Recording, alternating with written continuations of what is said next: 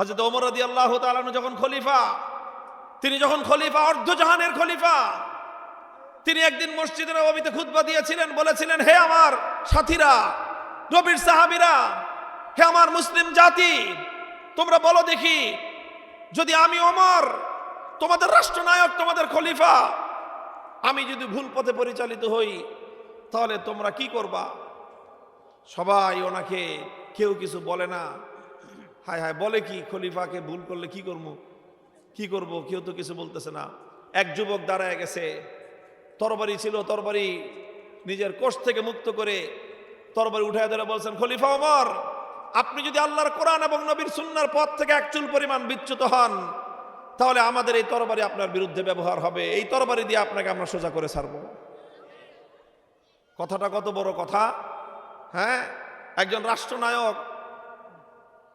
রাষ্ট্রনায়ক, সাধারণ রাষ্ট্র না, অর্ধেকটা পৃথিবীর সুপার পাওয়ার, পৃথিবীর সবচেয়ে ক্ষমতাবান ব্যক্তি যে, তখন তার সামনে একজন সাধারণ মানুষ দাঁড়ায় বলতেছে, আপনি যদি ভুল করেন, আমার এই তরবারি আপনাকে সোজা করে দিবে। এই কথা শুনে খলিফা ওমর রাগ করছেন। ইতিহাস কি বলে? খলিফা ওমর বলছেন, আলহামদুলিল্লাহ, আমি আল্লাহর প্রশংসা করতেছি, আমি আনন্দিত, আমি আনন্দে আত্মহারা যে আল্লাহ পাক রব্বুল আলামিন মুসলমানদের মধ্যে এমন সাহসী মানুষ সৃষ্টি করেছেন যে যদি ওমর ভুল করে, তাহলে সে নির্দ্বিধায়, সে সাহসিকতার সাথে ওমরের সামনে এসে ওমরের ভুলগুলোকে সে শুধরে দিবে, ওমরকে ভুল পথে পরিচালিত হইতে দিবে না, সে ওমরকে ভুল পথ থেকে ফিরায় রাখবে। এই সাহস আল্লাহ পাক এই উম্মতের মধ্যে রেখেছেন, আমি আল্লাহর প্রশংসা করি। মুহতারাম হাজিরিন, আমিও বলি আমার এলাকার আলেম ওলামাদেরকে, আমার এলাকার মুরব্বীদেরকে, বয়স্ক যারা আছেন তাদেরকে, এমনকি এলাকার প্রত্যেকটি যুবক ভাই বোনদেরকে আমার একই কথা, আমার যে কোনো কাজে যদি আপনারা প্রশ্ন থাকে, আপনাদের অধিকার থাকবে, আমার যে কোনো কাজে আঙ্গুল তুলে আপনি প্রশ্ন করতে পারবেন ইনশাআল্লাহ। আমি যদি জবাব থাকে, আমি আপনাকে জবাব দিব। আপনাকে সন্তুষ্ট করার মতো জবাব যদি আমার না থাকে, মাথা নত করে ভুল স্বীকার করে সেই কাজ আমি পরিত্যাগ করব, আমি অঙ্গীকার করলাম। যে কোনো কাজ যদি প্রশ্ন থাকে, অভিযোগ থাকে, যে কারো অভিযোগ, সে আমার থেকে বড় হতে হবে তা নয়, সে অনেক শিক্ষিত হতে হবে তাও নয়, সে অনেক পাওয়ারফুল হতে হবে তাও নয়, সে অনেক গুরুত্বপূর্ণ কোনো ব্যক্তি হতে হবে তাও নয়, যে কোনো মানুষ, সে যদি আমার সামনে দাঁড়াইতে যদি ইতস্তত বোধ করে, অসুবিধা নাই, একান্তেও যদি বলে যে আপনার এই কাজটা সঠিক না, আমি যদি যুক্তি থাকে, প্রমাণ থাকে, আমি যুক্তি প্রমাণ দিয়ে তার সামনে উপস্থাপন করব। আর যদি দেখি যে না, যুক্তি প্রমাণ আমার নাই, সঙ্গে সঙ্গে আমি সেই ভুল থেকে ফিরে আমি সংশোধন হয়ে যাব এবং সেখানে নতি স্বীকার করবো ইনশাআল্লাহ। সত্যের সামনে নতি স্বীকার করাটা, এটা কোনোদিন মানুষের সম্মান কমায় না। যে সত্যের সামনে নত হয়, এটাতে তার সম্মান কমে না, বরং যে সত্যকে অস্বীকার করে হেডাম দেখায়, ভুল করার পরে সে সত্যকে অস্বীকার করে নিজের বড়ত্ব প্রকাশ করতে চায়, এটাকে বলা হয়েছে অহংকার। আর যে অহংকার করে, আল্লাহ তার ঘাড় মটকায় দেন। যে বিনীত হয়, বিনয় প্রকাশ করে, আল্লাহ পাক তার সম্মান বৃদ্ধি করে দেন। ইনশাআল্লাহ আমি আপনাদের ভাই, এই যে ভর মজলিসে আপনাদের কাছে আমি ঘোষণা দিলাম, এরপরে এর বিপরীত যদি কোনোদিন আমার কাছ থেকে কোনো আচরণ দেখেন, কোনো কাজ দেখেন, কোনো কথা দেখেন, যে আমি বলেছিলাম যে ভুল ধরায় দিলে আমি মেনে নিব, আমি আপনাকে বোঝানোর চেষ্টা করব, যদি প্রমাণ হয় যে না আমারটা ভুল, তাহলে আমি সেই ভুল থেকে নিজেকে সংযত করব। এর বিপরীত যদি কোনো কিছু দেখেন কোনোদিন ভর মজমায়, আবার আমাকে জিজ্ঞাসা করবেন। মনে রাখেন, আমি ঘরের গল্লির ভিতরে একা একা কথা বলি না।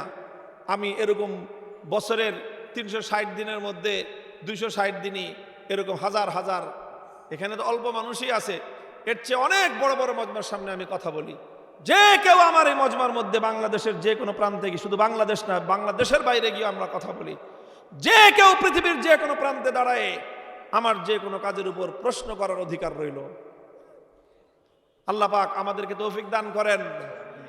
আমরা এই মোহাম্মদপুরটাকে ইনশাআল্লাহ মুহাম্মাদি নূরের দ্বারা আলোকিত করব ইনশাআল্লাহ।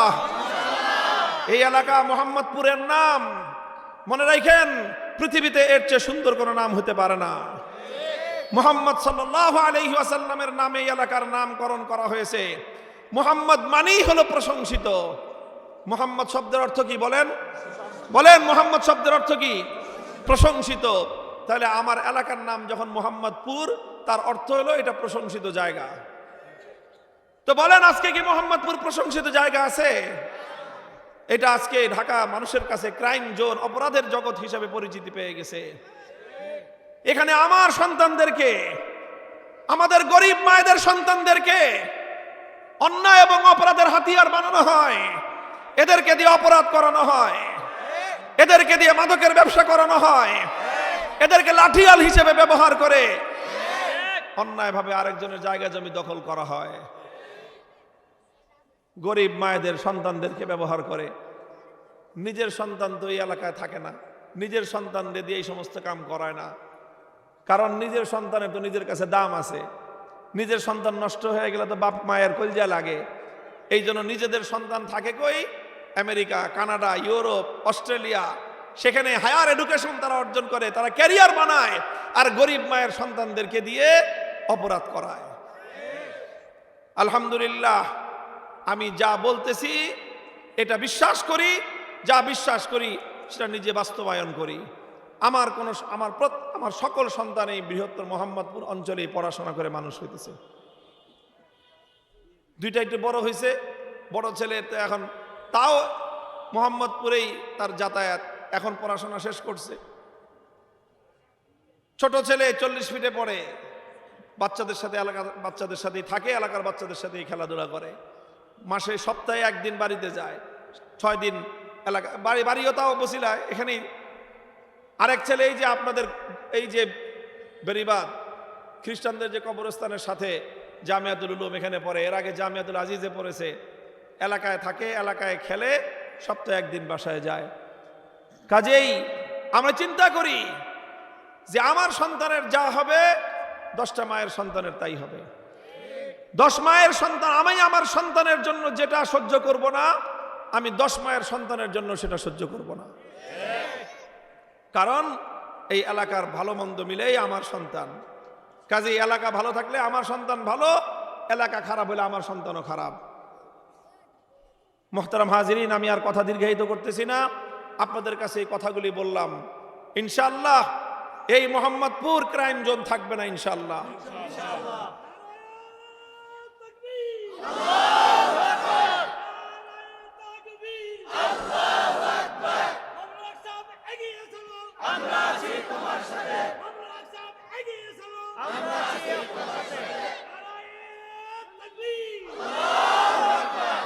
একটাই আবেদন থাকবে প্রত্যেকের কাছে, বিশেষ করে আমি মুরব্বীদের কাছে বলবো, আপনারা দোয়া করবেন। যুবক ভাইদেরকে বলবো, বাংলাদেশটা এখন আমাদের গড়ার সময়। বাংলাদেশটা পরিবর্তন শুরু করেছে যুবকরা, তরুণরা। আমরা পারি নাই, বড়রা পারে নাই, অনেক কিছুই হইতেছিল। এই তরুণ যুবকরাই 1,500 তরুণের জীবন দিয়েছে। 1,500, 30,000-এর বেশি তরুণ যুবক আহত হয়েছে, পঙ্গু হয়েছে, অন্ধ হয়েছে।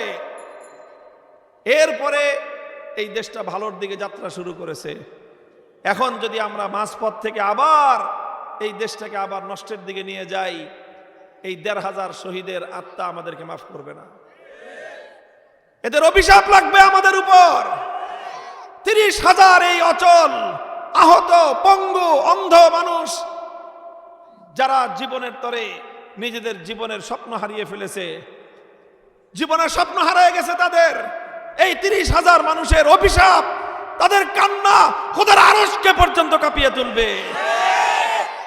কাজে এই দেশটা যেন উন্নত হয়, এই দেশ যেন দুর্নীতি মুক্ত হয়, এই দেশের সম্পদ, জনগণের সম্পদ যেন কোনো মানুষ লুটে পুটে খেতে না পারে, সেই রকম একটা ব্যবস্থা করার জন্য ইনশাআল্লাহ যা করতে হয় আমরা তাই করব।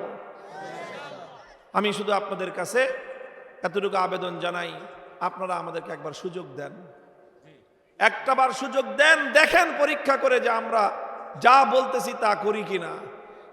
যদি আমরা আমাদের ওয়াদা রক্ষা করতে না পারি, কথা দিয়ে গেলাম আর কোনোদিন আপনাদের সামনে এসে নতুন করে আর কিছু চাইব না। একটা বার সুযোগ দেন। অনেক কিছুই তো দেখেছেন আপনারা, অনেক কিছুই দেখেছেন। গায়ের জোরে কোনো কিছু চাপাইয়ে দেওয়া এটা আমাদের আদর্শ নয়। আমরা মানুষকে নিয়ে, মানুষকে সুন্দর পথে, সৎ পথে যেভাবে আহ্বান করার জন্য আল্লাহ এবং তার রসুল, আল্লাহর কোরআনে যেভাবে বলেছে সেইভাবেই মানুষের হাতে মাথায় হাত বুলিয়ে, মানুষকে বুকে জড়ায়ে ধরে, মানুষের প্রতি স্নেহ মমতা ভালোবাসা দিয়ে মানুষকে আমরা সত্য সুন্দরের পথে, আলোর পথে আমরা পরিচালিত করার চেষ্টা করব। ইনশাআল্লাহ আমি আশা করব যে এলাকার প্রতিটি মানুষ আমাকে সঙ্গ দিবেন। আমি এখানে রাজনৈতিক কোনো দল মত চাই না। সব দল মতের ঊর্ধ্বে উঠে আমরা মোহাম্মদপুরের মানুষ মোহাম্মদী নূরের দ্বারা, মোহাম্মদী আলোর দ্বারা আমরা একটা আলোকিত এলাকা করতে চাই। যেরকম মদিনাতুর রাসূল সাল্লাল্লাহু আলাইহি ওয়াসাল্লাম নবীর শহর, অন্য সব পরিচয় বাদ দিয়ে সারা দুনিয়া থেকে মানুষ এসে নবীজির মদিনার শহরকে একসঙ্গে তারা সুন্দর মদিনা হিসেবে গড়ে তুলেছেন। আমরাও ওরকম মোহাম্মদপুরে যে যেখান থেকে এসেছি, যারা মোহাম্মদপুরে থাকি, আমরা ঐক্যবদ্ধ হয়ে সকল রাজনীতির ঊর্ধ্বে উঠে, দলমতের ঊর্ধ্বে উঠে আমরা মোহাম্মদপুরটাকে নিরাপদ, সুন্দর, শান্তির একটা মোহাম্মদপুর হিসেবে গড়ে তুলব ইনশাআল্লাহ। আল্লাহ আমাদেরকে তৌফিক দান করুন।